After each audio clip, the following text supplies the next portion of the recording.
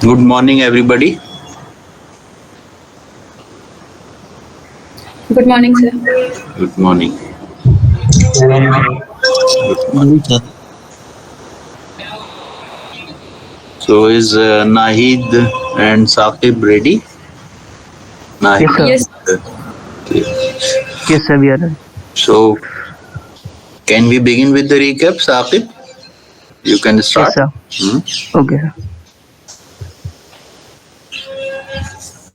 Sir, am I audible and visible? Yes, very much. Okay, thank you. Hello, everyone. My name is Mohammed Saqib. Today, I'm going to be presenting the recap of yesterday's class. So, we mainly discussed about leaders and leadership. Sir started the session with a very important observation that perhaps leadership is one of the most studied concepts and the least understood one. Because the challenge of studying a concept like leadership is that whenever you read about leadership, most of the time you have a new perspective. To elaborate on this, sir give us an example of freedom struggle and the kind of leadership we had in the form of Gandhiji and Subhash Bose. They were working for the same goal, but the leadership style was very different in nature. From this, we can gather that study of leadership concept often lead to different perspective and conclusions many a times. Further, we discussed that leaders work with themselves first. It is said that private victories lead to public victories. For this, we can look at Steve Jobs, one of the very finest marketer. Used to practice a lot before any product launch he was doing. He used to check the type of shirt he will be wearing and the kind of shark or whatever the wallpaper on the computer he's going to present. And leader are the people who are original. They are not copycats. We also noted that people who read are often the people who lead, and most of the time, leadership is action and reflection. True reflection or correct action can only be taken when a leader has self-awareness and perspective, which comes through reading and knowledge. Another point which was discussed was leadership means dynamic personalities. Most of the leaders are dynamic in nature and they perform different roles. Sir, for this, sir gave us a example of Mr. Dr. Joseph Kurian, that how his efforts and persuasion of the government led to the establishment of National Dairy Development Organization in Anand. And he was also a very dynamic personality. Sir also mentioned that Sir met him once when Sir was younger. One of the very important quality or the trait of a true leader is that he produce or nurture more leaders. Uh, and one of the very finest example of this is Sir Syed Ahmed Khan and the establishment of AMU. That AMU was established after the demise of Sir Syed Ahmed Khan in the form of university. So the leader nurtured by Sir Syed Ahmed Khan established AMU in the form of university after Sir Syed Ahmed Khan was not with us. So they were presented with a very daunting task of making a corpus of 36 lakh. Sir mentioned that in the name of AMU, and at that time. In early 1910s. So in present value, which roughly converts into around more than 500 crore. So, and they did that. So a true leader nurtures more leaders. Uh, so a true leaders develop people who can do his job or further his mission. And they do not only work with themselves but work with all, others also. So we also discussed about the trade theory of leadership, which studied the trade of leader, but it has several limitations, like the list of traits were growing infinitely, and some of the traits which were being studied were contradictory in nature. So that's all from my side. Thank you. Thank you, Nahid. Now,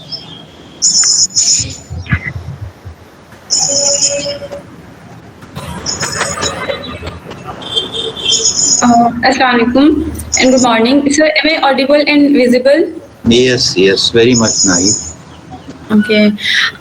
Myself Nahid Rafi, and I'm going to present yesterday's class recap. And to start with the recap, first, there are two type of people in the world: leader and follower. So yesterday we discussed about leadership and its its challenges. There are different type of leader among us: social leader, a community leader, a religious leader, and political leader. And perhaps leadership is something most researched topic and less understood topic, because every time we study about some leader, we get different perspective and different ideas, because leaders are not copycat, they are original, they have their different ideas and perspective. And we leaders are original, or leader is someone who, when he speaks, he touches the part of listener, and he a good leader is someone who creates more leader like him. And to understand about leadership, sir gave example of Sir Syed Ahmad Khan, who who created his many companion, and they established AMU after from an institution to a university after 22 years of passes of Sir Syed Ahmad Khan. And we studied about different perspective of leadership, classification of leadership. One of them is hard leadership, and other one is soft leadership. To understand about hard leadership, one should read about Subhash Chandra Bose, and to understand about soft leadership, one must read Mahatma Gandhi. And there is a quote saying, "People who read are the people who lead." There are different theories about leadership. Some of them are great man theory. There we say the theory explains about leaders are born, and the second one is a trait theory of leadership. Here they say leaders are they study different traits of leaders, and different using different perspective of leadership. And the third one is behavioral theory. Here it is classified into two types: task oriented and people oriented. Task oriented theory explains that task oriented people are committed to their task, and people oriented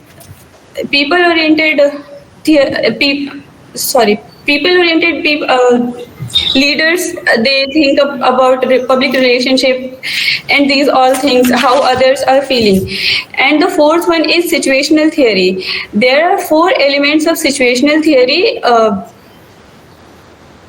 own characteristic, organizational characteristic, task characteristic, and follower characteristic. And to get better understanding about all these theories, sir gave example of milkman of India, the owner of Amul products.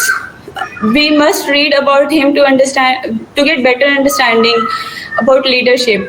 And that's all from my side. I'll conclude my analysis by saying, to develop great and deeper insight about leadership, one should study about leaders.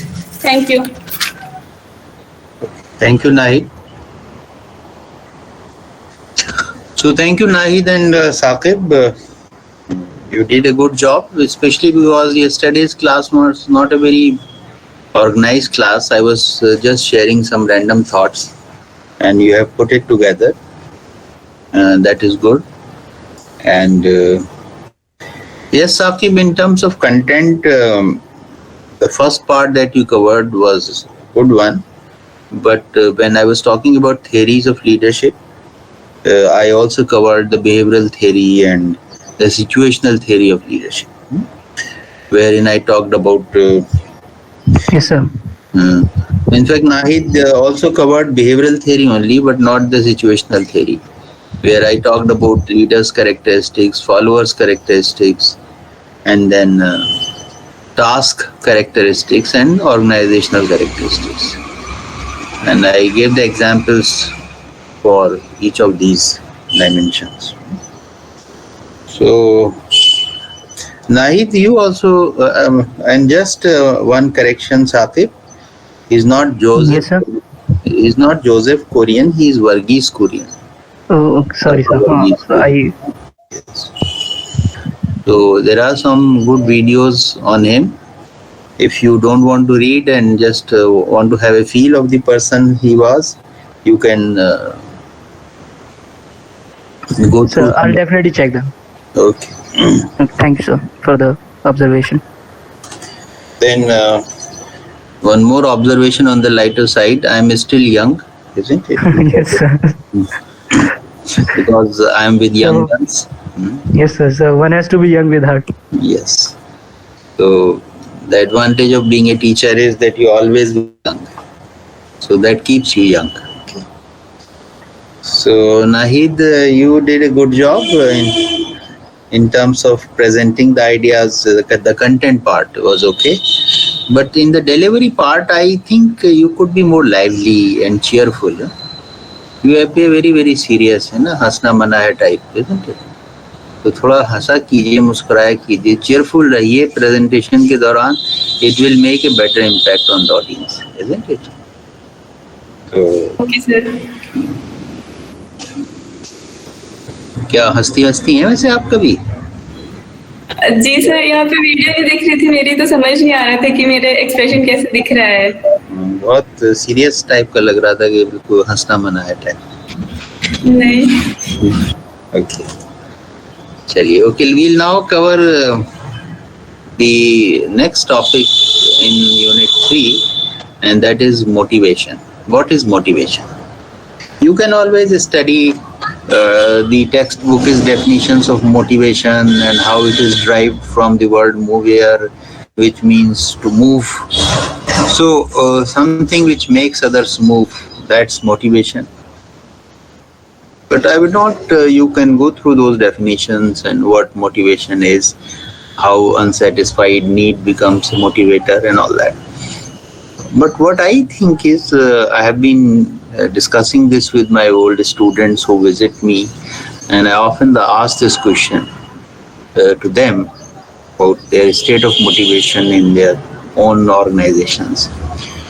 And most of them share with me this, and I feel sad for it, that they are never able to give their 100%.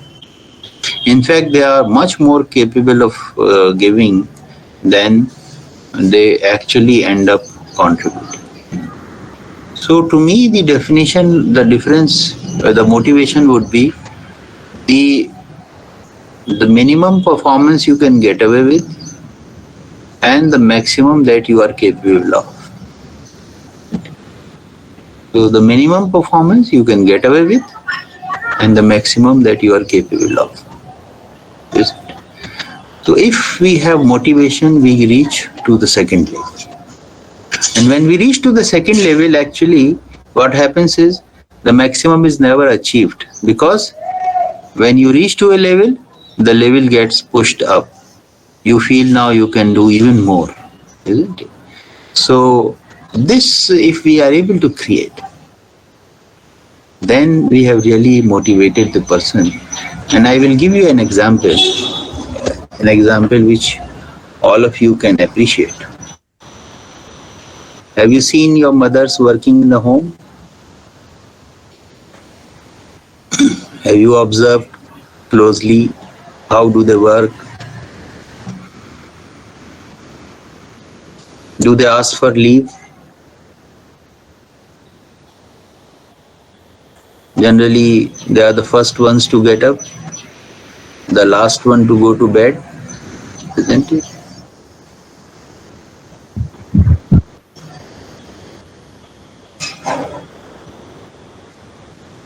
So to me, I think that would be a great example of motivation. Now you have to ask this question, how they get this motivation?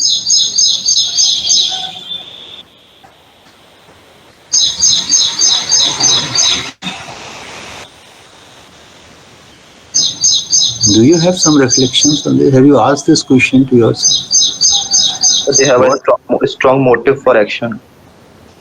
Okay, motive for action.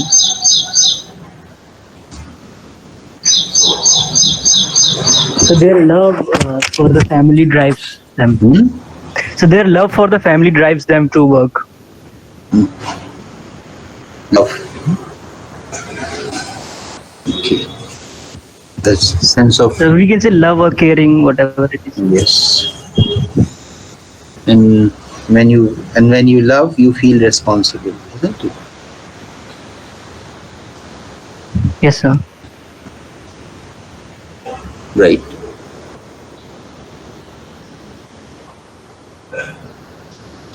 There's one more thing I think that because I think girls present in the class will be faced with this question because at some stage of their life the girls are sent to a new home, isn't it? And at that point of time, some elder in the family uses an expression कि अब यही तुम्हारा घर है. And these 3-4 words, they make a difference. Isn't it? In fact, I read a very, very moving story. It was a short novelette by an Urdu writer, Kunwar Mahendra Singh Bedi. No, Rajendra Singh Bedi, sorry. Kunwar Mahendra Singh Bedi was poet. So Rajendra Singh Bedi is a very accomplished Urdu prose writer. And once he wrote a novel called Apne Dukh Mujhe De Do. And it was a very moving account that this lady gets married to this person, and then on the first night they are discussing, and the husband ventilates all his worries about the family and all, and how difficult it has been for him. And this lady, the wife, ultimately after listening to it, just says 3-4 words, and she says, "Ab tum apne dukh mujhe de do." And then maybe the husband doesn't take that very seriously. He says, "कुछ रटा रटाया जुमला बोल रही है, कुछ इसको सिखा के भेजा गया होगा यहाँ." And then this lady, all through her life, sets out to live up to those words. In the process, naturally, at times she's not able to concentrate on her as also on her husband, because it's a huge family and there are responsibilities to be taken care of. And the husband drifts away from her because of that. And then once in somber moments when they are discussing, and the husband complains, and he said कि तुमने कभी मुझे ध्यान नहीं दिया, कभी मेरे लिए वक्त नहीं निकाला, and all that. And then she simply says कि वो तो हम लोगों ने पहली रात में ही बात की थी, तो मैंने आपसे कहा था कि अपने दुख मुझे गए थे. I was just trying to live up to those words. And it is then the husband realizes what injustice he has done to her. Isn't it? So the point is that what gives lasting motivation to the person. One more thing which I want you to reflect on and appreciate, and this insight was shared to me by one of my former students who had joined the army, and when he came back and he said this to me, you see, the motivation you talk about in companies and all is nothing in comparison to the army, because there you expect the person to make the supreme sacrifice. He may lose his life while performing his duty. Now you have to have a very different level of motivation. And how do we create that kind of motivation? That's a question which we need to reflect on and answer. So with this preliminary observation, I will get down to the stuff, the real stuff. And that is various attempts have been made to explain theory and as the motivation. And I have already shared with you one theory. Do you remember Maslow's theory of motivation? And the hierarchy of needs? Yes, sir. So that is the first attempt to explain motivation, where the person said that there are broadly two categories of needs, the higher order needs and the lower order needs. And man progresses from the lower order needs to the higher order needs. What are the lower order needs? Generally, the lower order needs are physiological, like roti kapda makan, isn't it? Safety. Then, yes, man is a social animal, so there are some social needs. You want to be a part of the group. And then comes the higher order needs. What are those higher order needs? So once you are a part of the group, you just don't want to be another part of the group. You want to be a distinct part of the group. And that is when esteem needs come into play, where you feel that you should be respected by your team. You should be respected by the people around you. One part of it is internal. You want to feel valued. And the second part of it is the acknowledgement of that value by others. This is the external part of it. And then finally comes the self-actualization need, which is related to reaching to a potential which you are truly capable of. What is self-actualization? You actualize your own potential. So we say that human beings are the best creature of Almighty, and each one of us is blessed with unique capabilities. All of us are different, and we have to detect what is that uniqueness in us. So when some of us, जिसे हम उर्दू में कहते हैं कि भाई कमाल हासिल कर लिया, isn't it? So there are some people who are able to reach to that position. And once they reach to those positions, they stay there also. There is a couplet which says कि बुलंदियों पे पहुंचना कोई कमाल नहीं, बुलंदियों पे ठहरना कमाल होता है. So they not only reach there, they stay there. That's self-actualization. So this was the hierarchy which was proposed by Maslow, and he was of the view that people progress from the lower order needs to the higher order needs. And the higher order needs, especially the last one which was discussed, the self-actualization needs,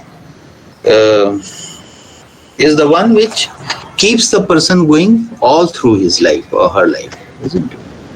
Because as I said about motivation, once you reach to a limit, you realize that you can do even more. So that limit gets pushed up, and that's an ongoing process.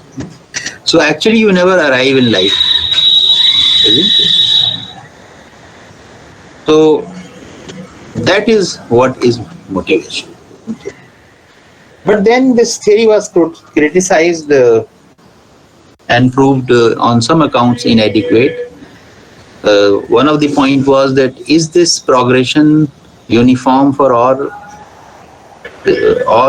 human beings? That is, first they will reach to they will fulfill the lower order needs, and then they will go to the higher order needs.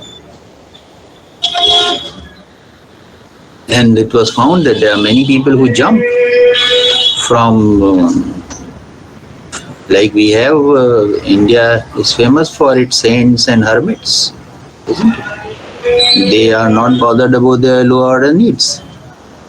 In fact, as a class, the traditional Varna system that we have, the Brahmins were considered to be the group which were concerned with the higher intellectual things of life. And they would live on dhan and bhiksha. They would not be concerned about their physiological needs because they were always concerned with the higher order pursuits. Isn't it? So I think this was the reason why this theory was not considered applicable in all situations. And this issue of jumping from one need to another need was a very common phenomenon. So it was thought that no, this theory is not fully adequate to explain what is motivation. And then came another theory which is called the Herzberg's two-factor theory. So I will discuss this theory now in slightly greater detail. The basic idea of this theory was that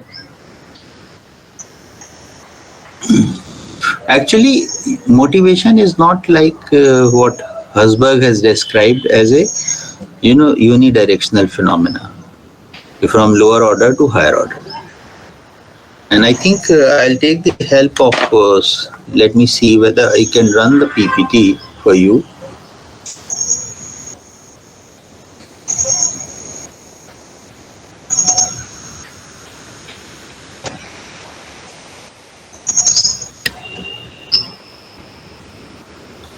Can you see the slides? Yes, sir. Okay. So I was talking, just a brief recap of what I have discussed up till now. I think I'll come back to this later. Let me talk about the Herzberg's theory, which I was discussing with you. So what does this theory say? That, there is a traditional view that either you are satisfied or you are dissatisfied, isn't it? Herzberg said that no, it is not like that. A person could be satisfied as also dissatisfied. Now, how this is possible? For example, if I can share with you my own personal example, when I joined this profession, the salaries, etc. of, I joined it after MBA, and generally people go to corporate sector after MBA and they do not join academics. But I had a different career plan for myself. I joined it accidentally because I was aspiring for civil services, so I thought I will get into it first, prepare for civil services, and then finally move into civil services, and then I started enjoying it. That's a different matter. So I've already shared this story with you. Now the point is that when I joined, the salary levels of teachers was very not commensurate with what, let us say, people were getting in the corporate sector. So my batchmates who have made it to the corporate sector, they would often come and they would flaunt their earnings, itna mil raha hai and all that. So will that make me dissatisfied? Yes, to some extent. Because when you compare, or for example, the kind of working conditions, generally in the initial stage, you have seen the older buildings in which we are working. It was a very cramped old building. We were sharing rooms with other colleagues. Often in one room, 2 or 3 persons would sit together. And it was not a very respectable kind of working conditions, if I can use just one word. It was, and when you compare it with some of your comparables, like for example, when we would visit the registrar office for some work, we would say that people who are at the same level as we are, the assistant registrars, Most of them have their separate chambers, and they have a cooler and all that. So we were a bit dissatisfied. But does that mean that we were not happy with our job? Not like that also, because it had the teaching has its own kick, and I was enjoying when I was in the class. So on some account I was dissatisfied, but on some accounts I was very, very happy, isn't it? So actually Herzberg made this unique contribution, and this is the finer point which you need to appreciate, that the traditional view was that either you are satisfied or you are dissatisfied. So when you are dissatisfied, there is an unfulfilled need that you have, and that unfulfilled need creates motivation in you, and you work to remove that dissatisfaction. But Herzberg said, no, it is not like that. There are two separate set of factors. That is why this is called Herzberg's two-factor theory. So in every organizational situation, there are two set of factors which the Herzberg called the motivators and the hygiene factors. What is the role of the hygiene factors? You are dissatisfied. Isn't it? Now, you bring in hygiene factors. Does that mean you will move to satisfaction? No. Herzberg said it will create a stage of no dissatisfaction. For example, one of the hygiene factor is salary.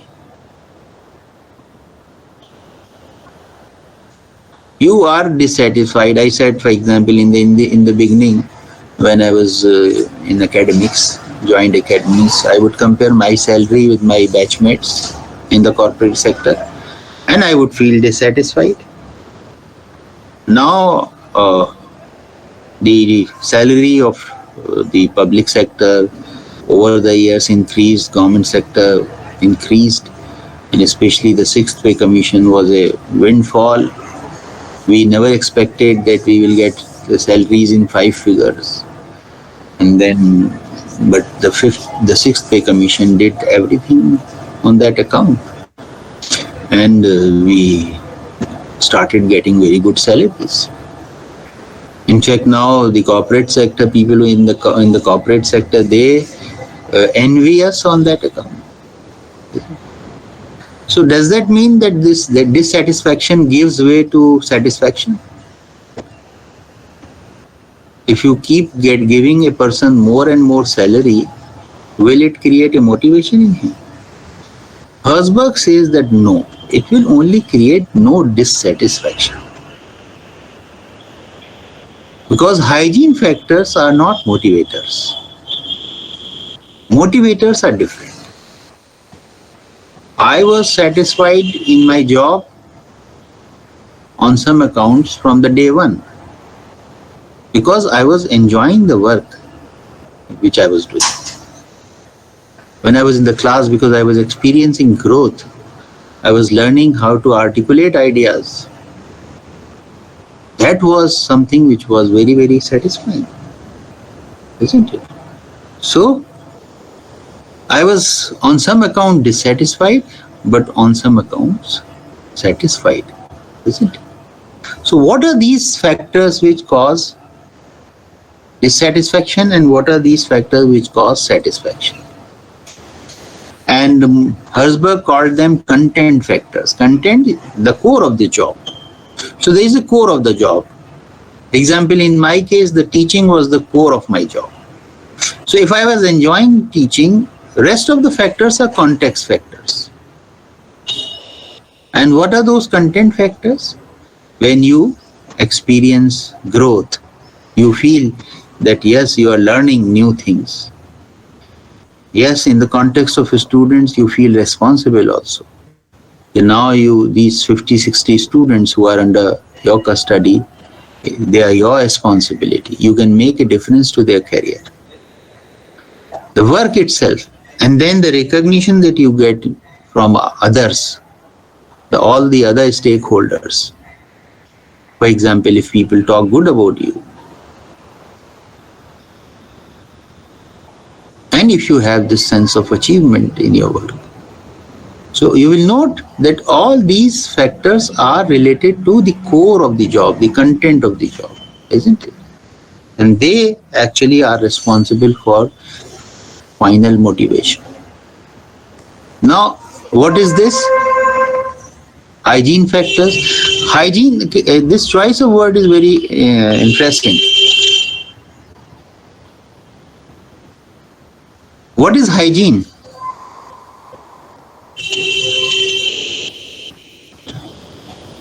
The literal meaning of hygiene.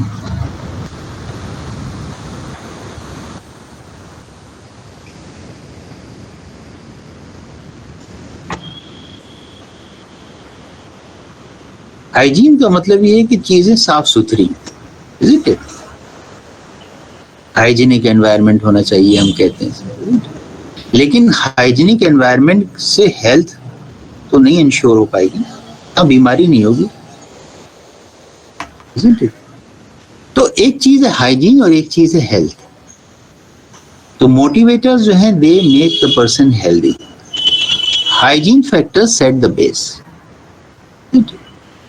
and Herzberg called them the context factors. They are not the core of the job. They are the context factors. What is this? I'll share with you some. Yes, I have put salary at the 4th position. Maybe in the Indian context, you can put it at the first level. Because salary matters in the Indian kind of setting. Maybe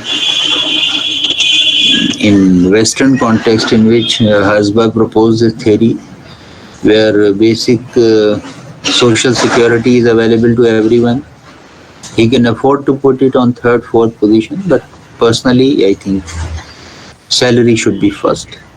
Then comes the company policy and administration. I shared with you my dissatisfaction on that account, how assistant registrars who are at the same scale, grade scale as teachers, why they get a separate cubicle, and at that point of time 70% of the young teachers had no chamber of their own. They were sitting here and there. So this explains, this actually is a reflection of the policy of the organization and the kind of administration that you have. Right? Then supervisors also make a very important difference. What kind of supervision you have. And that can also dissatisfy you. So all these factors, when they are not present, they dissatisfy you.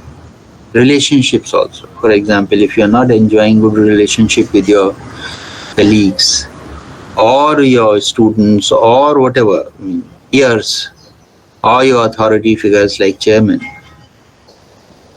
it will dissatisfy you. But if you have good relations, that doesn't mean it will motivate you. This is the core which we have to understand. Isn't it? So that is why it is called the two-factor theory. Now, if you want to motivate the persons, where you have to work on?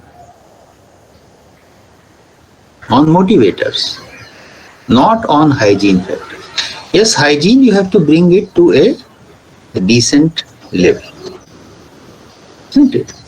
So that it doesn't become a roadblock. It sets the ground. Isn't it? So this is a finer point of difference between the Maslow's theory and the Herzberg's theory, that this view actually clearly delineated factors which cause dissatisfaction and identified factors which cause satisfaction or motivation. Am I clear on this? Yes, sir. Okay. Yes, sir. Any query?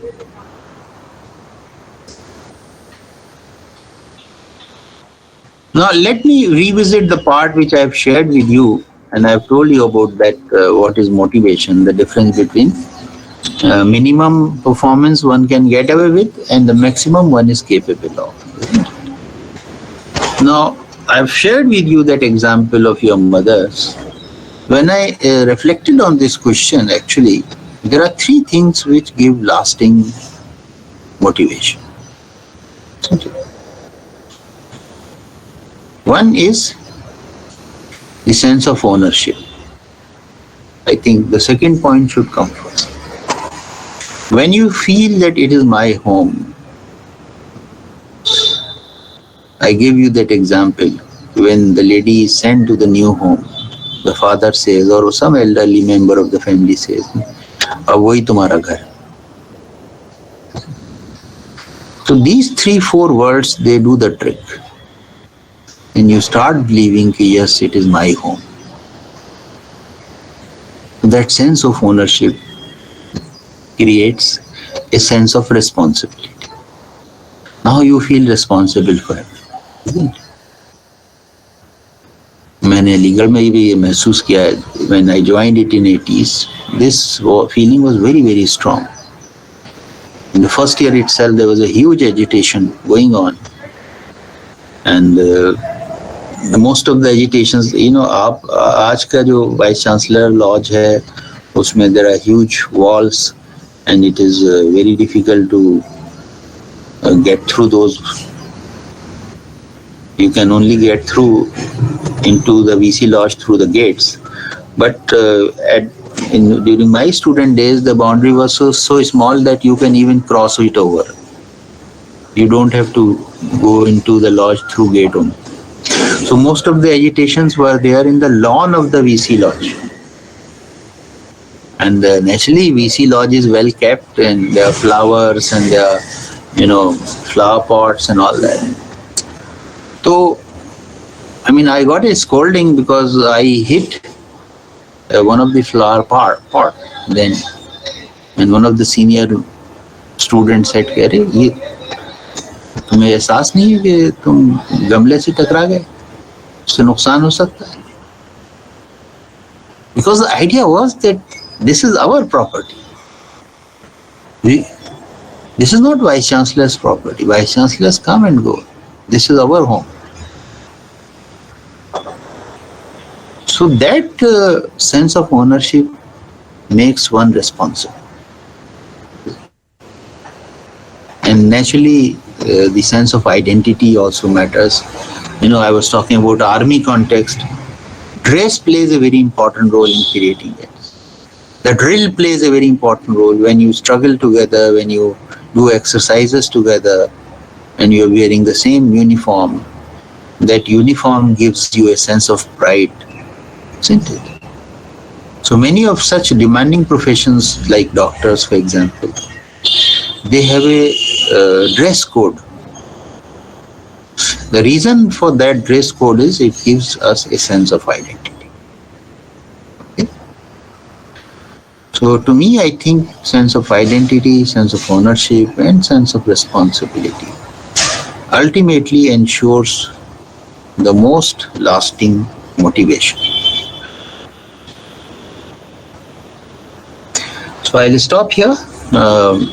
Maybe again the detailed discussion on motivation you will have in your OB course, which you will study in the second semester, and there you will study what I have discussed today is just a bit of content theories of motivation, and there are a whole set of process theories of motivation which talk about how it occurs finally, and there are equity theory of motivation and all that. So I'm not going into those things which you will study eventually in your second semester, but I thought I'll share with you these random ideas on motivation. So I am through. If you have some query, and I also need 2 volunteers for the recap tomorrow. So, excuse. Yes. So, I have a small question, sir. So, can we add a sense of purpose here in this? Yes. The sense of purpose is also a very big motivating factor, I think. So can it be added in this? Yes, once somebody is doing a meaningful job. I think if I reflect back, that's a very good observation. When why I was motivated right from the day one when I got into teaching, because I think the major factor was this also, the sense of purpose. When you do a meaningful work, a work which makes difference in the lives of others, that gives you the lasting motivation. Very right. Very good observation. Any other observation?